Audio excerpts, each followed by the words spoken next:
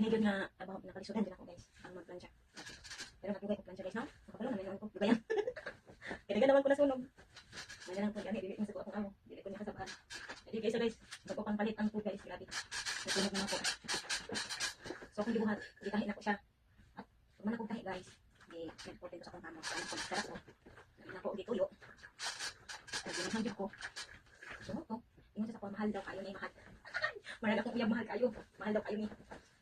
Yes, mahal yun kayo siya guys. I-search ko na ako sa YouTube, grabe dito kamahal. So, dili lang isa katog ako ang nasunog guys. Daghan yun siya. Nadyo ko yung nasunog na, grabe ko kamahal. 800 real to guys. Jacket to siya, pang winter. Bago pang palit sa akong amo, nasunog na ako din na site. So, katunga time, bago pa ako nagtrabaho sila guys. So, nato, nag-istorya ko po niya, naging anis ko na. Kasunog ko, naging ako ituyo. Eh, kanigin nga tabang guys, ito ko kabalo. Kanina na ako na, ito ko kabalo, kanina tabang.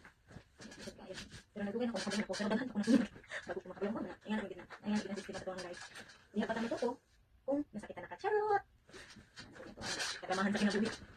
So guys, yan nakamatuto sa iwang mga mali. Kung nauntog na kaon sa ba? Pandong kaon sa ba?